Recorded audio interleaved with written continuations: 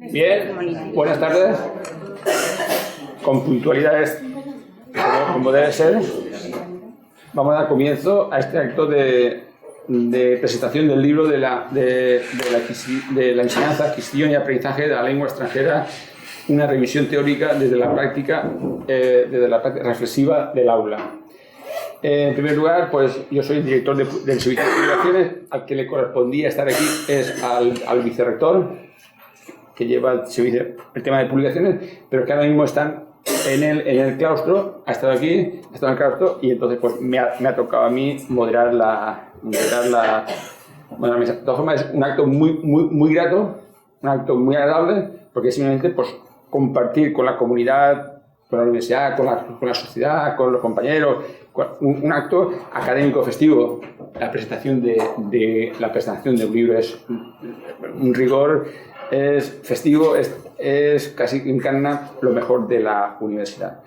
Tal y como se ha pensado para formalizar y hacer esta presentación, y para hacerlo de la forma más amena posible, pues hemos pensado que en primer lugar hablará el autor, Alfonso Martínez Rebollo, luego tendrá la palabra María Germán Escudero, luego Rosa María Sánchez Ruiz y finalmente Juan Manuel Escudero Muñoz. Entonces, sin más, pues el autor de la obra tiene la palabra. Muy bien, muchas gracias. Buenas tardes a todas y todos los aquí presentes y muchas gracias por acudir a esta cita. Agradezco igualmente a las personas, compañeros y compañeras que están en la mesa conmigo, su ofrecimiento espontáneo y lleno de ilusión por acompañarme y arroparme aquí esta tarde con su presencia. Debo decir a este propósito que el tejido de este traje que me arropa aquí esta tarde es de tal calidad, tanto humana como profesional, y es de tanto lujo, tanto los que están a un lado como a otro de la mesa, que me siento un poco como un niño con zapatos y traje nuevo, eso tengo que decirlo, también un poco ansioso, pero desde luego muy honrado, apreciado y muy agradecido. De verdad que muchas gracias por acompañarme. Bien, los objetivos del trabajo que presentamos podrían resumirse en dos muy generales. Por un lado, transmitir y someter a la opinión de los alumnos de máster en lengua extranjera de educación secundaria y Escuela Oficial de Idiomas, futuros profesores todos ellos, una serie de reflexiones teóricas que surgen desde la práctica de aula o que están estrechamente relacionadas con ella, e invitarlos a una actividad de análisis y de búsqueda personal hasta que encuentren su propio camino de aprendiz de profesor, que es lo que siempre somos los enseñantes, cuando ellos a su vez tengan a su cargo alumnos a quienes enseñar y hacer aprender una lengua extranjera. Por otro lado, nos proponemos compartir estas referencias teóricas y estas reflexiones hechas desde y para la práctica con los profesores tutores en los centros, compañeros nuestros.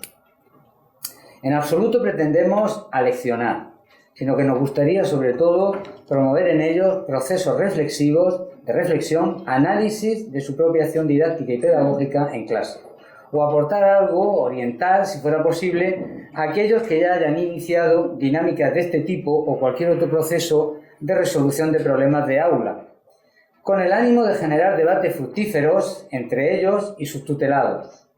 Y todo a partir de la observación del proceso de aprendizaje y enseñanza en el aula con los alumnos.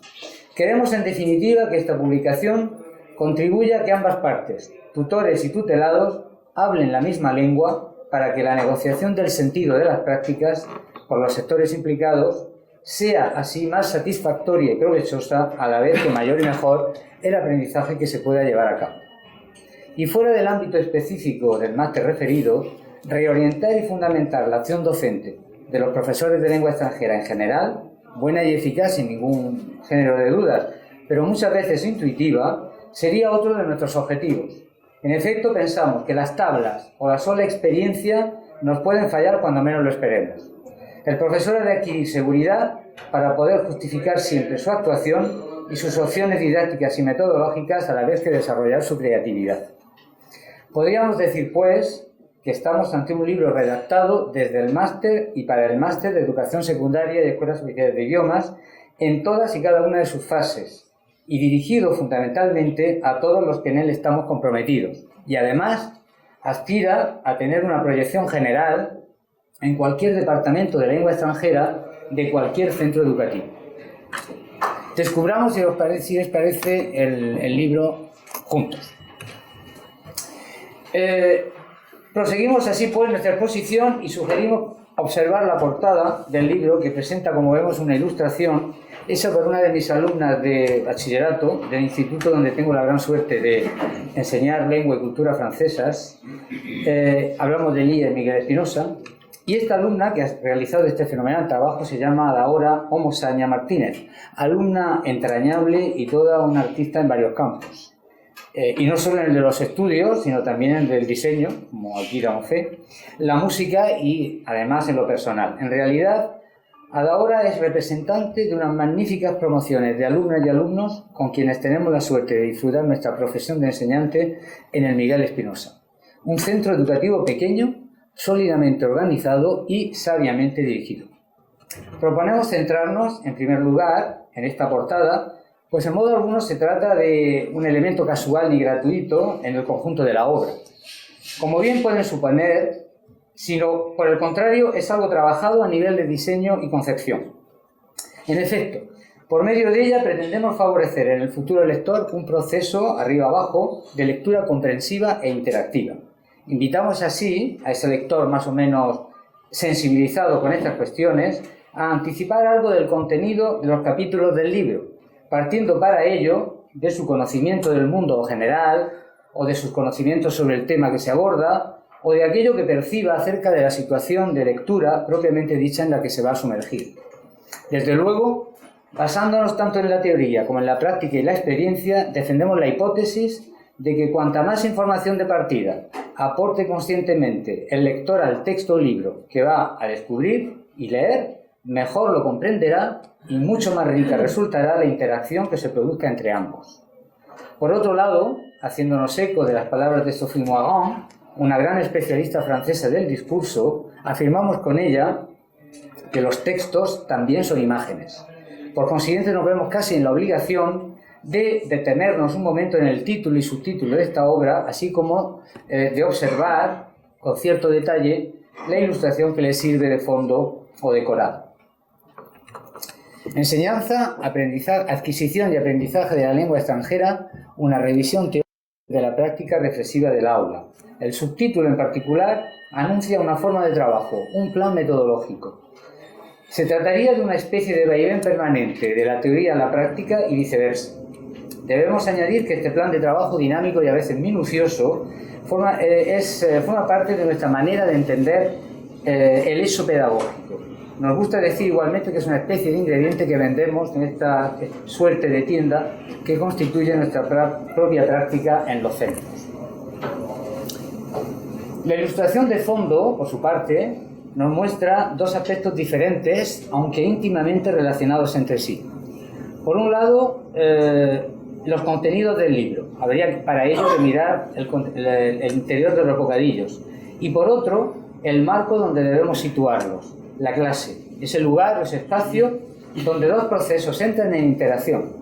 El proceso de enseñanza, representado aquí por el profesor, que reflexiona, y el proceso de aprendizaje, los alumnos, los aprendices, que de forma consciente participan activamente en el suyo propio.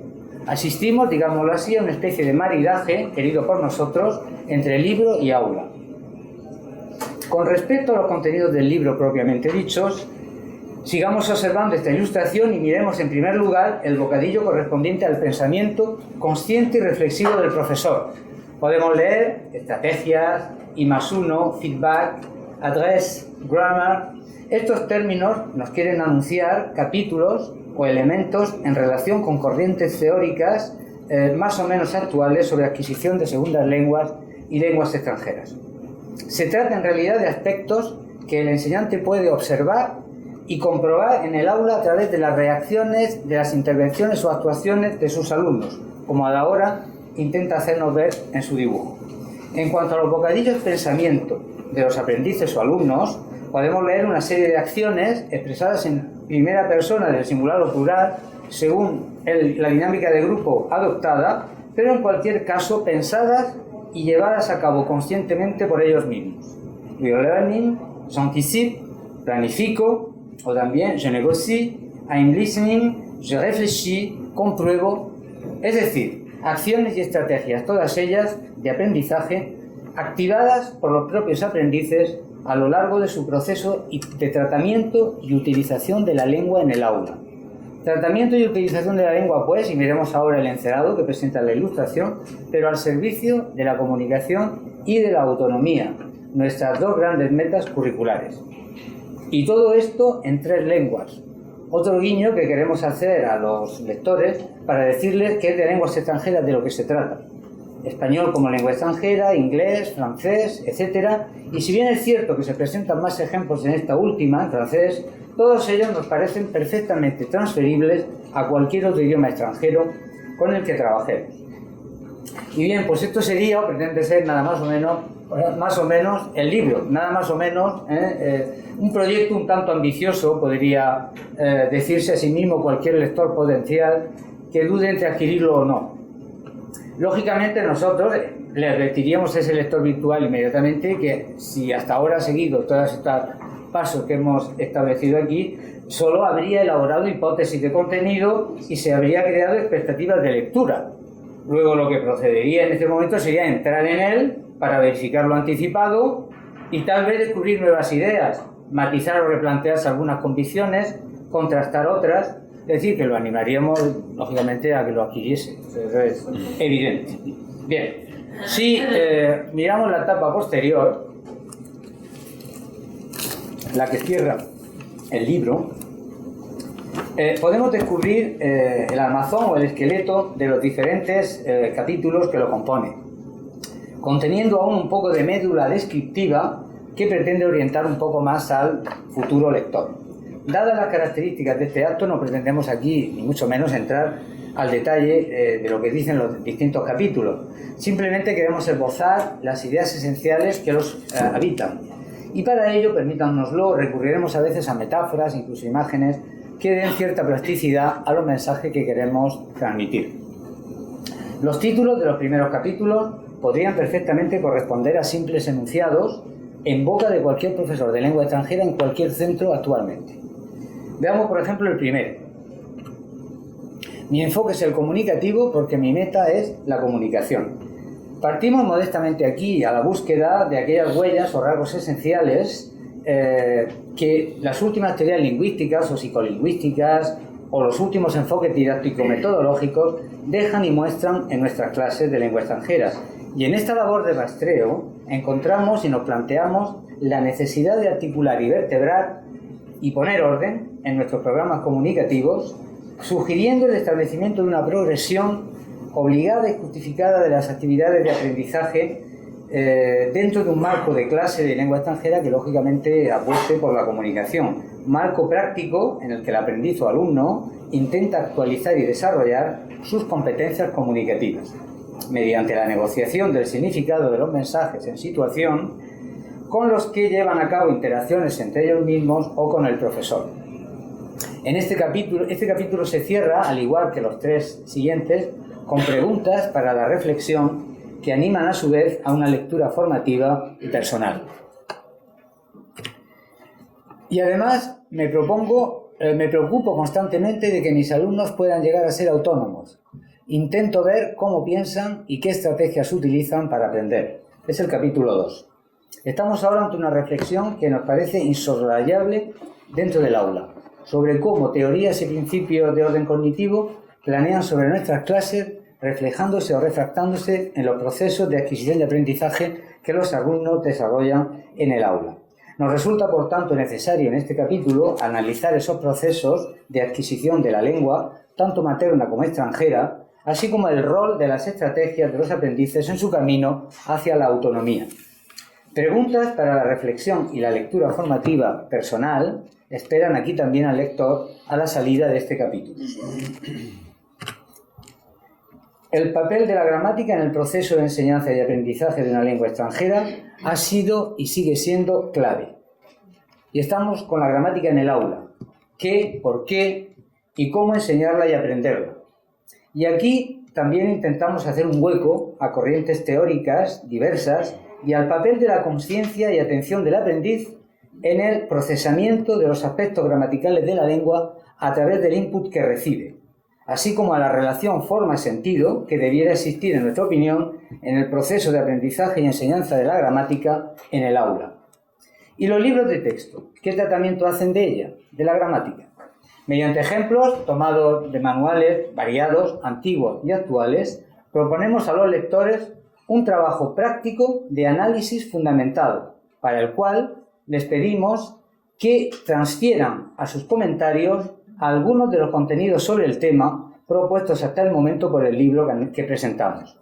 Al final del capítulo ofrecemos nuestras respuestas personales y nuestro análisis particular. Sin embargo, incitamos primero a que sea el lector el que las aporte y el que responda, y al final las contraste con las nuestras, si desea. Decidnos primero los resultados de vuestro análisis y luego os diremos los nuestros, porque según nuestra experiencia y algunas de las teorías de las que nos nutrimos, entendemos que compartir un análisis y contrastar una reflexión resulta siempre enriquecedor.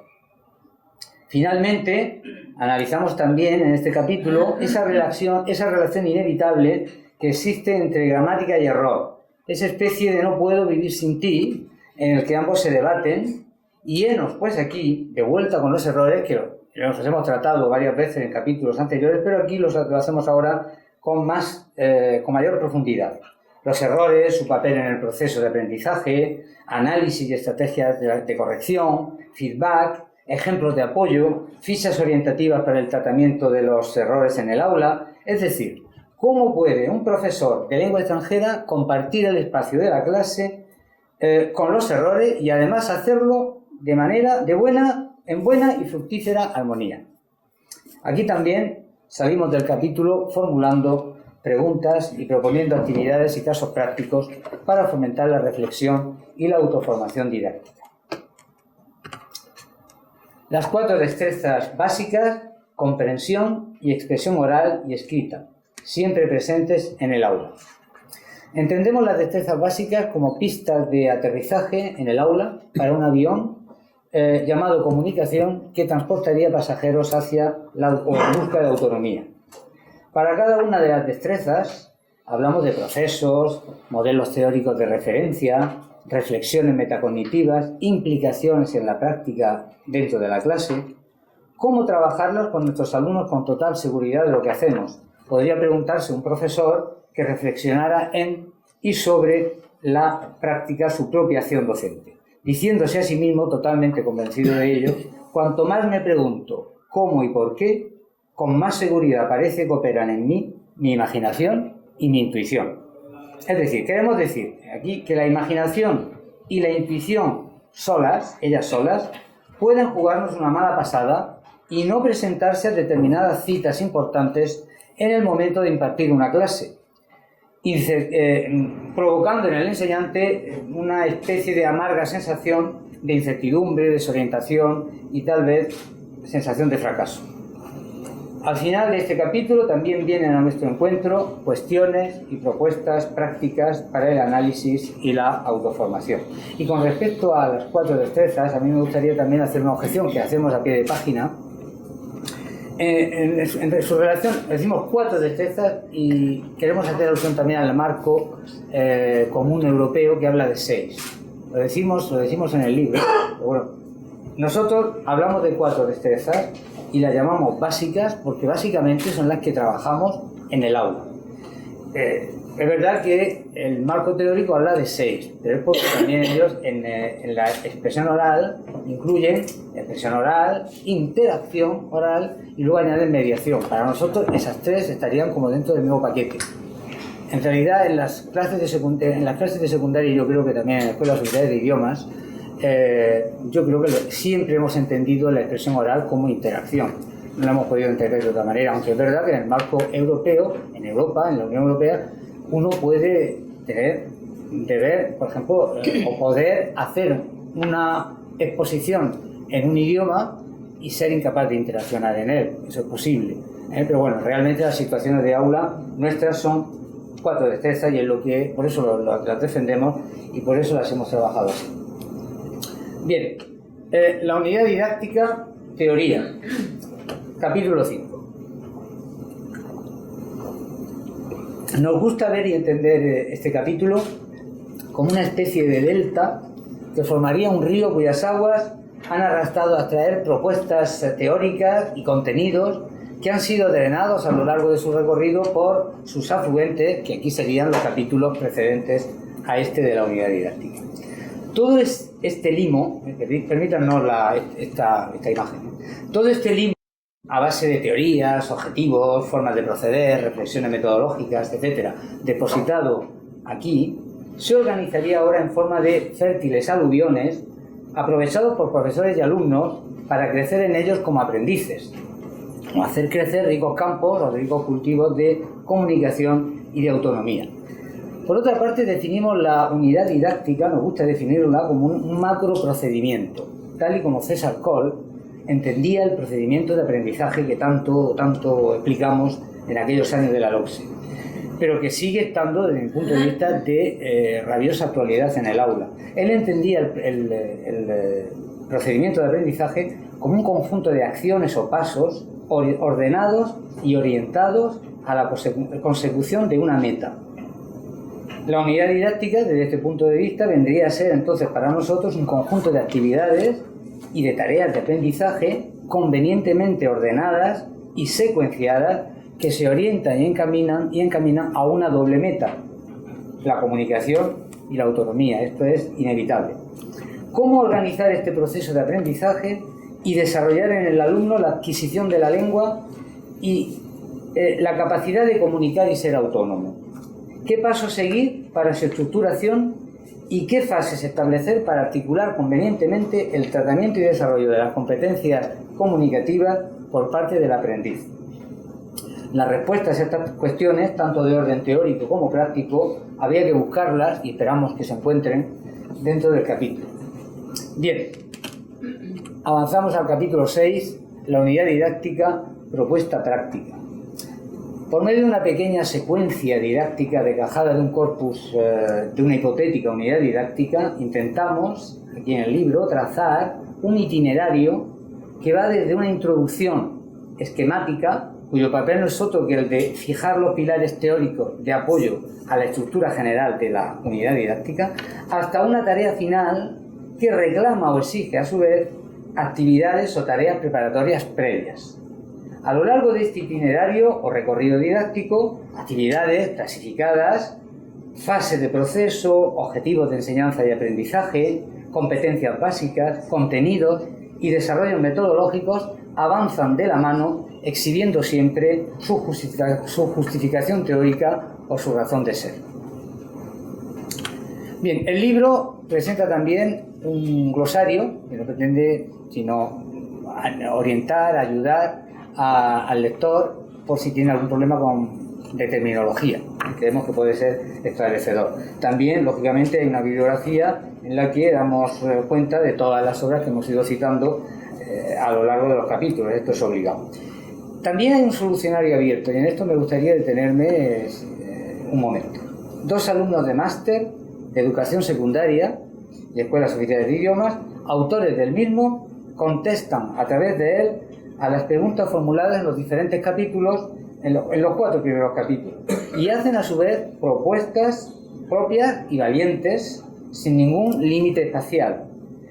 Entendemos que esta posibilidad que ofrecemos a cada lector de poder comprobar y contrastar sus respuestas con las de los autores del solucionario, después de que hayan contestado evidentemente personalmente a las preguntas de reflexión y para la formación tras la lectura de cada capítulo, puede resultar muy instructivo y esclarecedor. En cualquier caso, pensamos que este solucionario abierto y de interpretación libre puede suponer una lectura del libro desde otra perspectiva muy interesante, o bien bastante interesante para nosotros. Estaríamos en efecto ante una primera reacción, ante una visión que del contenido del libro ofrecen unos alumnos de máster, futuros profesores y representantes directos de uno de los grupos destinatarios de la obra. Analizado pues desde este punto de vista, Este último capítulo vendría a expandir y a enriquecer el contenido de esta obra. De manera que, desde luego, quiero dar las gracias a estos dos magníficos alumnos con los que he tenido el placer de trabajar en el máster el año pasado. Bien, finalmente me gustaría también nos gustaría dar, mejor dicho, unos consejos para la lectura. Aconsejamos huir de la lectura, digamos, clásica que iría desde el capítulo 1 hasta el final. Abogamos más bien porque queremos que sea más gratificante y efectiva y más liviana, llevadera o ágil, aquella otra que se hiciera por partes, según las necesidades de cada lector en cada momento determinado. Necesito algo sobre unidad didáctica, voy a ver sobre unidad didáctica. Necesito algo sobre la destreza de comprensión oral, voy a ver lo que se me dice aquí y a orientarme si es que encuentro alguna orientación. ¿Por qué entendemos esto? Porque este libro aspira a ser, en definitiva, un manual. Es decir, un manual que iría, desde luego, dedicado al máster, pero también a todo profesor de aula. Y cada tema o capítulo, sobre todo a partir del tercero, se convierte en pilar o referente teórico del tema o capítulo siguiente. Este ha sido nuestro objetivo y nuestra línea. Los dos primeros capítulos vendrían entonces a constituir una especie de paraguas protector de los demás. Podríamos decir, pues, que con esta obra estaríamos ante un programa de desarrollo cíclico en el que los contenidos se justifican unos a otros entre sí. Aspecto este que le confiere a veces un carácter repetitivo. Esto no nos preocupa excesivamente a los autores, sino que por el contrario esperamos contribuir de esta manera a una lectura o a un aprendizaje tranquilo, progresivo, reforzado siempre, suave y tal vez con cierta garantía de éxito, al menos ese es nuestro deseo. Bien, y como cierre de esta exposición, queremos manifestar a Editum y a la Universidad de Murcia nuestra enorme satisfacción y agradecimiento por esta edición que nos ha parecido y parece sencillamente espléndida. Desde luego la obra no podía tener mejor envoltorio. Muchas gracias. Como habrán